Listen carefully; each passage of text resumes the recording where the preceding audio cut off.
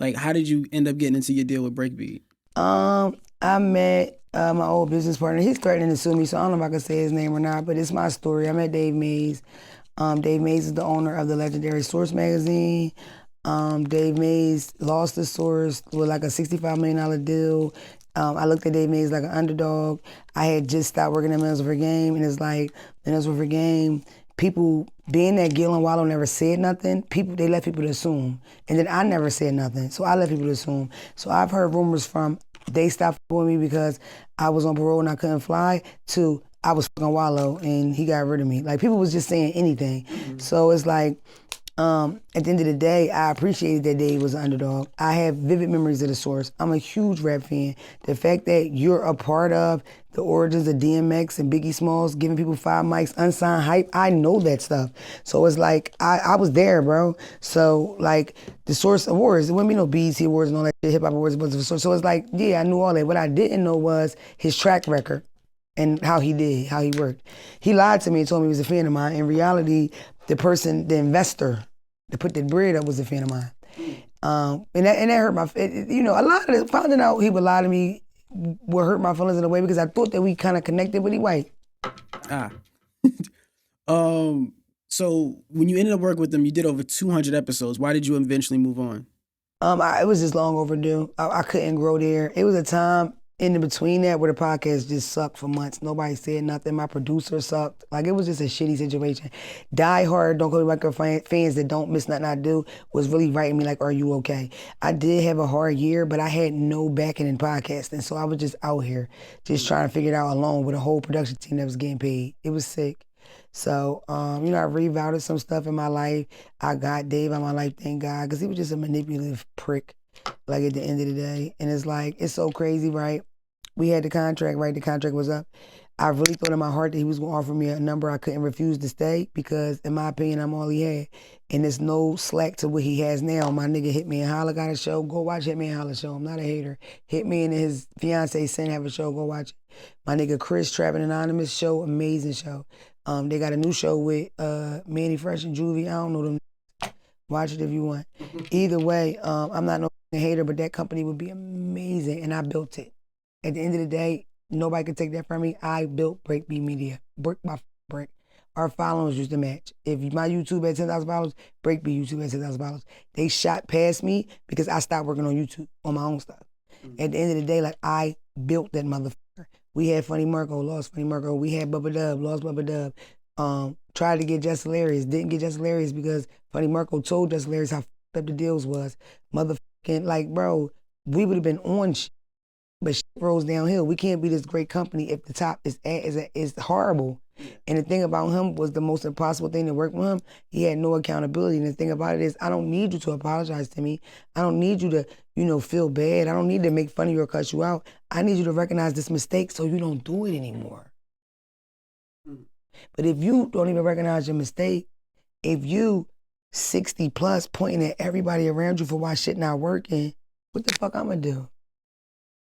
We gonna keep making pennies off my back because people like me? Fuck no.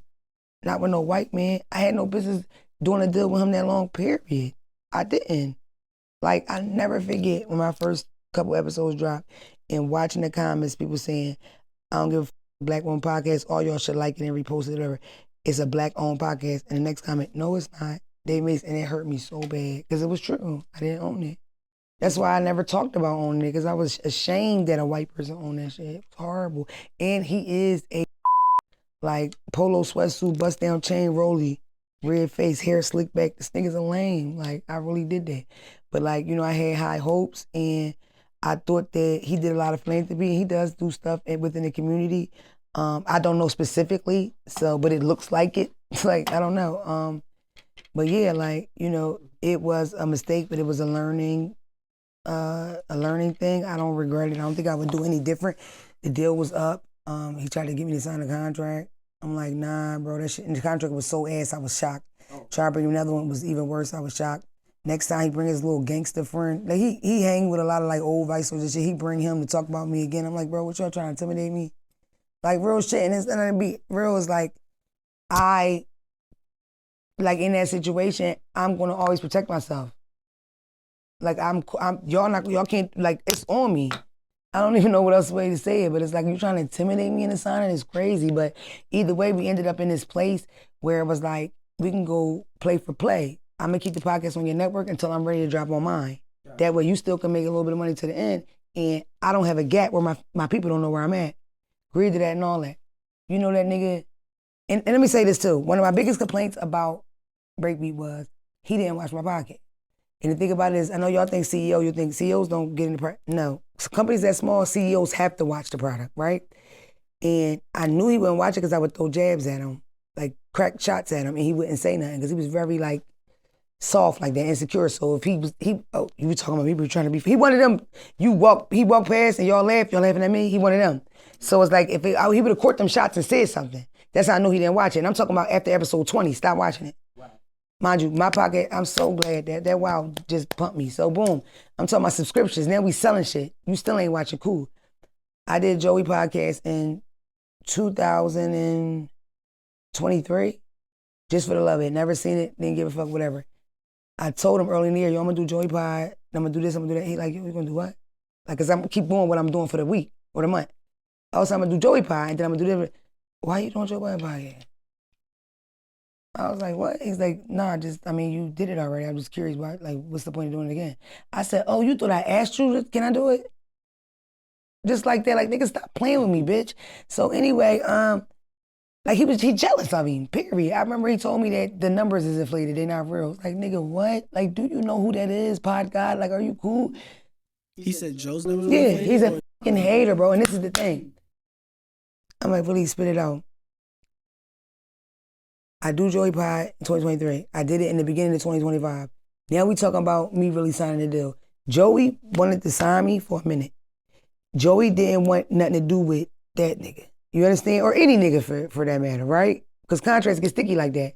Not to mention, a lot of big niggas wanted to sign me. A lot of big niggas ain't wanting to do with him. Now, could I have did something or whatever? Bubba Dub got a nigga to buy him out of Breakbeat. So yeah, it's possible, but I just said, you know what, we're gonna rock this shit out. Cool, y'all. I ain't even ready to fight it, right? That nigga not only watches, sidebar, my podcast, 45 minutes, 50 minutes, an hour max. Joe Budden Podcast, 3 hours minimum.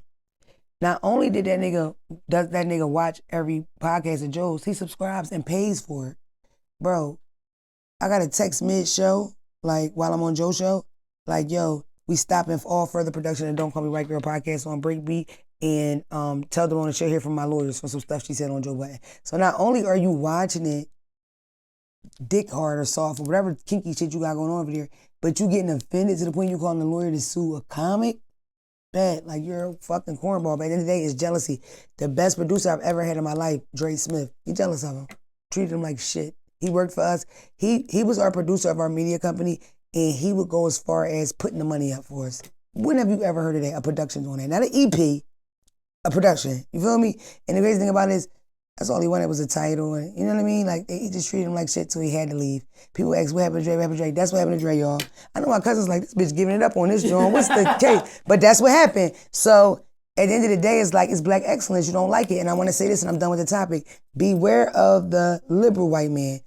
Y'all don't like that white man that call you a nigger at the light. But guess what? At least you know how he feels about you.